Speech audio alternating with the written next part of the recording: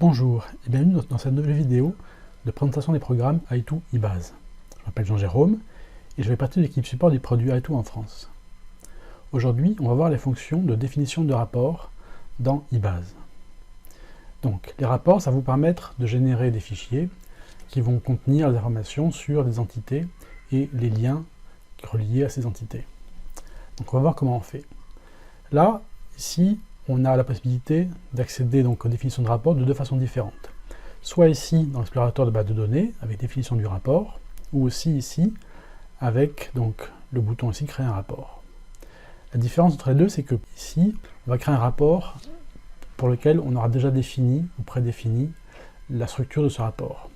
Alors que dans définition du rapport, on va pouvoir créer justement ces définitions de rapport. Donc on va commencer par définition du rapport, clic droit. On a ici le choix entre nouveau et liste. Liste, on va voir. Liste, ça va être quels sont tous les rapports qui ont été créés. Donc on a ici la liste des définitions de rapports qui ont été créés pour la base de données d'exemple. Donc juste celle-là, donc en général, le rapport adresse, c'est moi qui l'ai créé à l'instant. Mais dans exemple, on a les deux définitions de rapports qui sont définies dans la base de données d'exemple, le guide utilisateur. Donc on va fermer et on va créer une définition de rapport. Donc nouveau. Voilà. Alors, une définition de rapport, c'est un petit peu complexe parce qu'il y a pas mal d'étapes à faire. On va commencer par définir sur quel type d'entité le rapport doit porter. Les rapports, donc les rapports qui sont là, ne concernent que les types d'entités. On verra dans notre vidéo qu'on va pouvoir faire des rapports sur les types de liens. Donc là, on a le type d'entité. Donc, ok, et puis on va prendre par exemple personne. Et vous voyez, vous avez trois onglets, général, entité et lien. Donc on va commencer par le premier, donc l'onglet général, où vous pouvez définir le titre du rapport. Donc là, par exemple, ça va être rapport général sur les personnes. Ok. Et puis, on peut définir la police du titre. Police, donc là, on va mettre italique gras, et on va mettre du 16, par exemple. Ok, on peut choisir évidemment la police, le truc classique. Et puis, ok. Très bien. L'entête, donc qui va correspondre à ce qu'on va avoir sur chaque en-tête de page, donc sur chaque nouvelle page. On va remettre rapport général sur les personnes. Et là, on va choisir une police un petit peu moins grosse, on va dire du gras en 12 par exemple. Ok, et bas de page, donc on va mettre, là on va dire que c'est un IBM, par exemple comme ça. Alors là, pourquoi est-ce que la police est ici comme ça? Parce qu'en fait, elle correspond, ça va être la même police qui a été définie pour l'entête.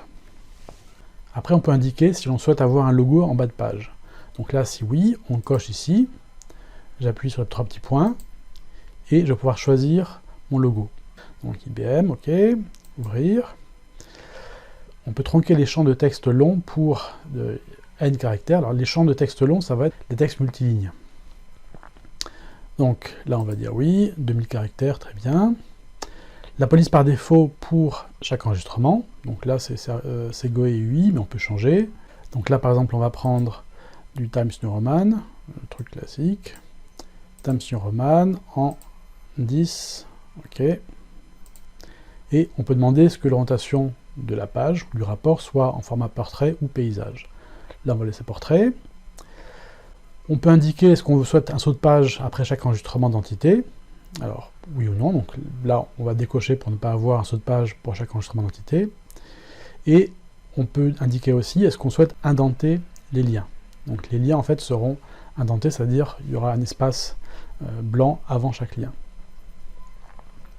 On peut utiliser ou pas un modèle Microsoft Word par défaut, là je vais pas en prendre un, et on peut demander à ce que la taille automatique des tables de liste Microsoft. C'est-à-dire que en fait, la largeur des colonnes sur les listes seront calculées automatiquement. Là, on va cocher par défaut, et on va passer à l'onglet Entité. Alors l'onglet Entité ici, donc on peut afficher ou pas les libellés des enregistrements d'entités, donc là on va dire oui. Et ici, exemple de libellé, ça va nous permettre de voir comment est-ce que ça va apparaître par rapport à la police. Donc là, si je clique sur police, et je choisis par exemple du Arial. Arial, on va prendre du Arial normal en .12 par exemple. Ok, voilà, exemple de libellé, parfait. Et là, on va pouvoir choisir quels sont les champs que l'on veut, donc les champs de l'entité ici, personne, que l'on souhaite voir dans le rapport. Donc là, on va par exemple cocher, alors on peut donc tout cocher, tout décocher, donc là, si je coche tout, voilà, je décoche tout, et là par exemple, donc là je vais juste prendre le prénom, le nom, l'alias, le sexe, date de naissance, le naissance, nationalité, la profession, voilà. On va s'arrêter là. Et vous voyez que vous avez donc 3 colonnes, la colonne champ, donc avec le nom du champ, la colonne libellé en surbrillance, et la colonne donné en surbrillance. Donc là, pour ça, pour pouvoir choisir que l'on souhaite un libellé en surbrillance ou pas, et une donnée en surbrillance ou pas, on va sélectionner le champ, donc plutôt la ligne qui correspond au champ que l'on veut, là par exemple là pour le nom, et ici, vous pouvez indiquer oui ou non, vous souhaitez que le libellé soit en surbrillance, et la donnée soit en surbrillance. Donc là par exemple, si je veux que le libellé soit en surbrillance, je vais cliquer là-dessus, là ça passe à oui, et si par exemple pour le prénom, je veux qu'à l'inverse soit les données en surbrillance, là j'ai sélectionné donc la ligne prénom, et je clique sur données en surbrillance, et là ça va être oui. Évidemment on peut avoir les deux, là pour le sexe on va faire ça et ça, voilà. Ok. Après ici vous avez tri et formatage, donc pour chaque enregistrement, quel va être le tri de formatage. Alors le tri, donc on va pouvoir choisir l'ordre de tri. Donc on va dire par exemple qu'on va trier par le nom, donc par ordre croissant ou décroissant, puis par le prénom, par ordre croissant ou décroissant, et après par exemple par sexe, où là on ne va laisser aucun. Ok, et donc le format, comment est-ce qu'on veut voir les informations? Est-ce qu'on veut format tabulaire ou en liste? Donc tabulaire, ça va être comme ça, donc vous allez avoir l'entête ici, donc chaque champ, donc là on va avoir le nom, le prénom, ainsi de suite, et après donc les différentes valeurs, ou au contraire, ce qu'on veut sous forme de liste, où on va avoir pour chaque enregistrement le nom, la valeur, le prénom, la valeur, ainsi de suite. Là on va choisir ça. Après éventuellement on pourra faire notre exemple où on choisira le format tabulaire. On peut inclure l'icône, ça peut être intéressant si on a des icônes hommes-femmes, ce qui va être le cas ici. On peut indiquer si on souhaite inclure les champs de données vides, oui ou non, c'est-à-dire si la valeur du champ est vide, est-ce qu'on veut quand même que le champ apparaisse ou pas, et inclure la valeur non, ça va être pour les champs de type oui-non, donc les champs booléens. Ok, donc là c'est le tri formatage. On revient sur les onglets ici, donc les 3 onglets général, entité et lien. Je vais sur l'onglet lien. Et là, donc là actuellement, j'ai uniquement des informations sur les entités personnes. Mais je peux demander à ce que dans mon rapport, j'ai en plus de chaque entité personne, donc pour chaque fiche personne, je souhaite avoir les liens qui sont reliés à cette personne. Donc pour ça, je peux cliquer sur ajouter. Voilà. Là, je dois choisir un titre. Donc là, les liens personnes. Et donc là, j'ai les différents liens possibles. Donc là, j'ai des liens entre personnes. Et puis, donc les liens possibles, vous avez tous ces liens-là. Donc là, par exemple, pour actionnaire, j'ai les liens entre personnes, actionnaire et organisation. Donc là, par exemple, personne. Alors là, on va dire, par exemple, lien actionnaire. Entre parenthèses, personne, organisation. Ok, la police, on va choisir, parce que ça, là, c'est un peu petit. Times, on va mettre du 11. Ok, c'est mieux. Donc là, on dit que sur mon rapport, je veux avoir donc évidemment les informations sur la personne, mais pour chaque personne, pour chaque enregistrement, je veux avoir les liens qui relient la personne avec des organisations. Là, ok. Donc là, je vais devoir choisir quels sont les champs que je souhaite avoir. Donc toujours pareil, donc là, je vais avoir tous les champs de mon type de lien actionnaire, et après tous mes champs de mon type d'entité organisation. Là, je vais tout prendre, par exemple, ou je peux enlever, par exemple, je peux enlever ces 3 champs-là, voilà, et pour actionnaire, pareil, je vais enlever, donc, référence, occurrence text chart, et puis liste de sources, voilà, je vais enlever ça. Ok, tri et formatage, ça va être pareil, ça va être comment est-ce qu'on veut voir les informations, donc là, on va trier par actionnaire description, par exemple, on va trier par organisation le nom. Voilà. Et le format, je veux que ce soit format liste. OK? Inclure l'icône, oui. Donc ça, c'est pour les liens actionnaires. Je vais rajouter encore un autre type de lien, donc ajouter. Là, ça va être les liens entre les personnes, et donc le type de lien, on va dire que ça va être, par exemple, relation. Voilà, avec personne.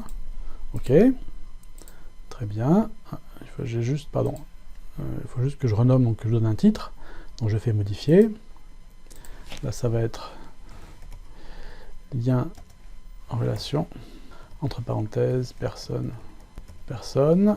Là, la police, ça va être du Times Roman 11, voilà. OK. Moins de champ dans le lien de rapport, d'accord. Je les prends tous. OK, tri et formatage. Là, ça va être le personne, le nom, et après la personne, le prénom. OK, je veux toujours en format liste. OK. Après, je pourrais ajouter éventuellement un troisième lien. Donc voilà, ça, on va s'arrêter là. Et je clique sur enregistrer. Donc enregistrer, ça ne va pas me générer un rapport pour l'instant, ça va juste m'enregistrer la définition du rapport. Donc là, OK. Donc, on va appeler ça rapport personne avec actionnaire et relation. Relation. OK. D'accord, donc on le met où est-ce qu'on souhaite le mettre, donc en général par exemple. OK. Et maintenant, le bouton qui est là devient actif. Le bouton qui est là va permettre de créer un rapport. Donc le bouton qui est là, il correspond au bouton qui est ici.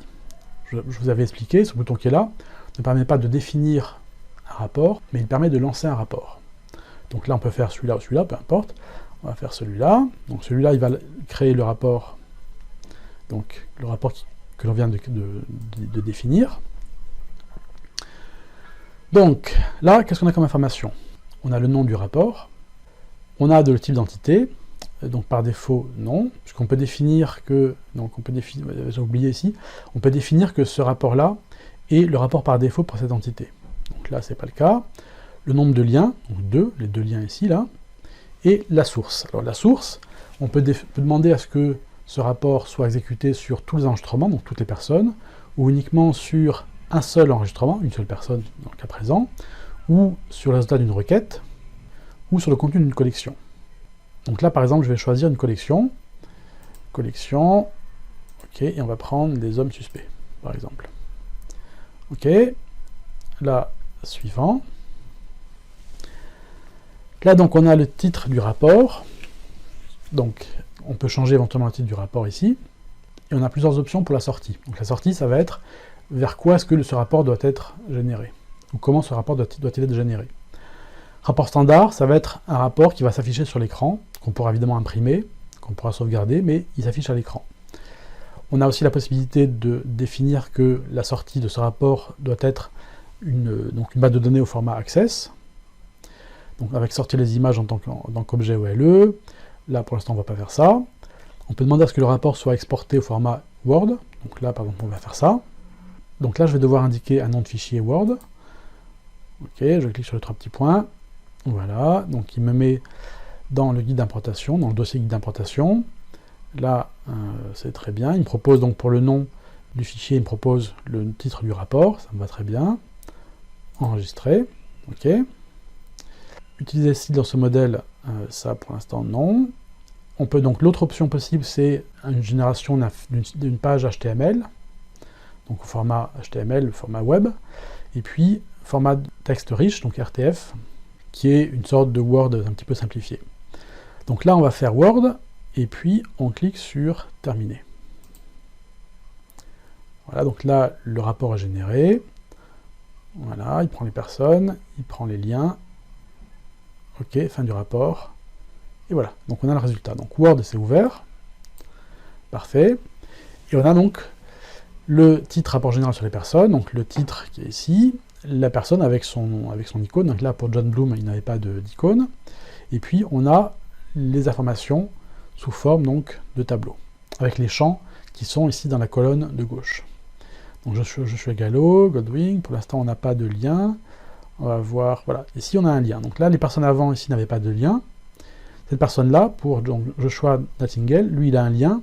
La différence, vous voyez, c'est que cette personne-là, donc on a juste l'information, on a juste donc ce tableau pour cette personne-là, rien d'autre. Alors que pour Joshua Nightingale, on a le tableau pour la personne, donc avec les différents champs et les valeurs. Et ici, on a un tableau avec les liens relations personne-personne, avec les champs ici, et puis les valeurs ici. Ok, donc alias, on a donc toutes les valeurs, toutes les informations. Donc Steve Olson, voilà. Ok, voilà. Et donc on a donc le pied de page donc IBM, on a le numéro de page, on a la date et l'heure du rapport. Ok, donc là on va fermer, donc le rapport là a été enregistré. Ok, et là, donc là je peux fermer éventuellement, mais ce que je peux faire c'est faire précédent pour voir ce que donnent les autres types de sorties. Donc là par exemple je vais faire rapport standard, ok, donc là je fais terminer, voilà, et donc là on a les informations. Là je vais mettre la fenêtre en grand, voilà, je peux zoomer, donc ici en zoomant un petit peu plus. Donc là, on a les informations, donc toujours pareil, sous forme d'un tableau avec donc les champs qui sont à gauche. Et vous voyez, vous vous rappelez, on avait demandé à ce que les données soient en surbrillance. Alors en fait, c'est plutôt en gras, plutôt plus qu'en surbrillance.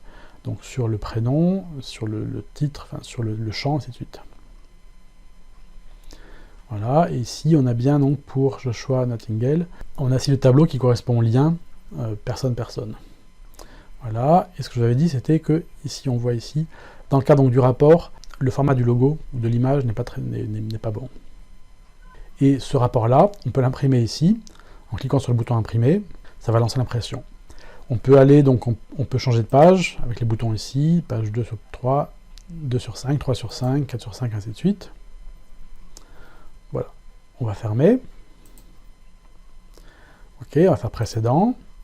Et on va demander par exemple sur le format, donc sur la sortie vers un format HTML. Donc là aussi on doit indiquer le nom du fichier HTML que l'on souhaite obtenir.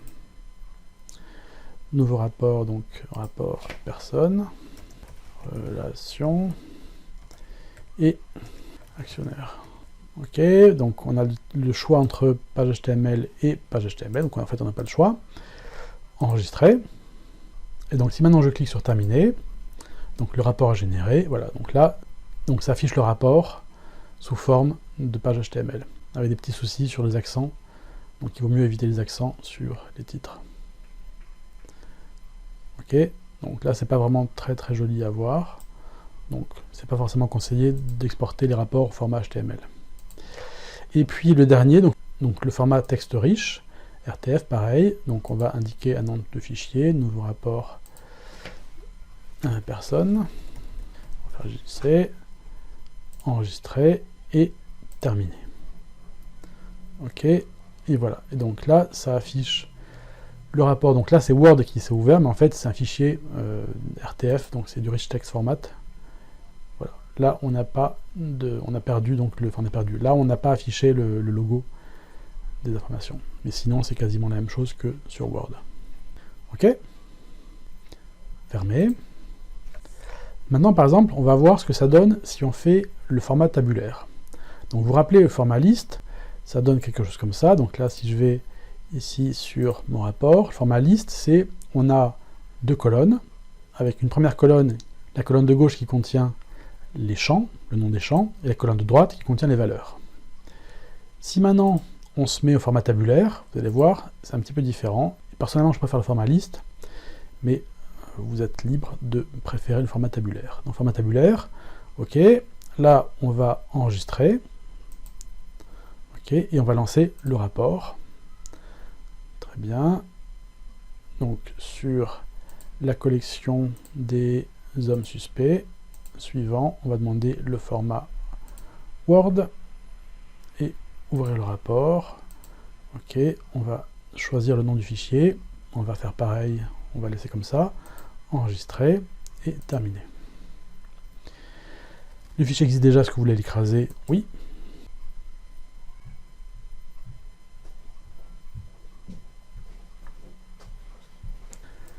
Donc là, pour les fiches personnes, ça ne change pas, parce qu'en fait, quand j'avais fait la modification, je l'avais faite sur le lien. Et vous allez voir assez rapidement ce que ça donne.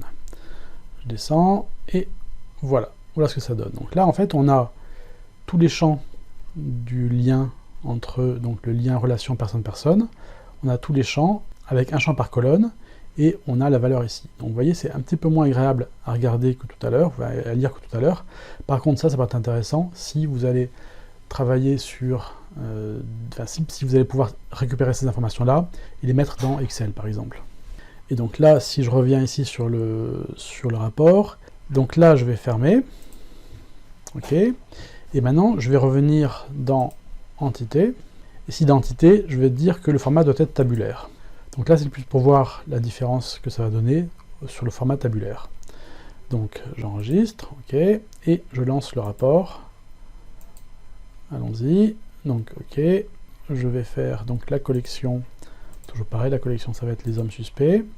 Suivant, le fichier Microsoft Word. On va écraser ça. OK. Ouvrir le rapport à la fin de l'opération. Et terminer. Oui. Là, il travaille. Voilà. Donc là, vous voyez, vous avez donc les champs qui sont cette fois-ci sous forme de tableau, donc avec une colonne par champ. Voilà, donc personnellement, je trouve que c'est quand même plus facile à lire quand c'est au contraire sous forme, non pas donc, on fait fermer, sous forme de liste plus que tabulaire. Mais c'est vous qui voyez. Donc, ce que je vous conseille, c'est jouer un petit peu avec ces définitions de rapport, faites des essais, essayez de voir si vous préférez le format tabulaire ou le format liste. Personnellement, je préfère le format liste. Vous pouvez changer aussi donc les différents champs, vous pouvez changer donc ici en général les informations. On peut, alors je répète, on peut donc demander à avoir un saut de page après chaque enregistrement. Donc on a ici comme ça un exemple de ce que ça donne. Annonter les liens ou pas. Voilà. Faites des essais et donc, vous pouvez donc évidemment enregistrer donc les définitions de rapport. Et après, donc pour lancer un rapport, donc là si par exemple je ferme, on va dire non. Là, si je veux lancer un rapport, je clique ici là-dessus, créer un rapport. Et ici, donc, ça m'affiche cette fenêtre-là. Là, ça me permet de choisir le rapport que je souhaite lancer. Donc là, par exemple, le rapport que j'ai créé ici, rapport personne. Et voilà. Donc là, on retrouve les mêmes informations avec la source d'information, tous les enregistrements. Suivant. Donc, quel type de sortie on veut, format standard, Access, Word, HTML ou RTF. Et on clique sur terminer. Et voilà. Donc là, je fais annuler pour ne pas le lancer. Voilà. J'espère que cette vidéo vous aura permis de mieux comprendre l'intérêt et comment fonctionnent les rapports, comment on peut définir les rapports et comment on peut les lancer. Si vous avez des questions, n'hésitez pas à les mettre en commentaire sur cette vidéo. Merci, au revoir.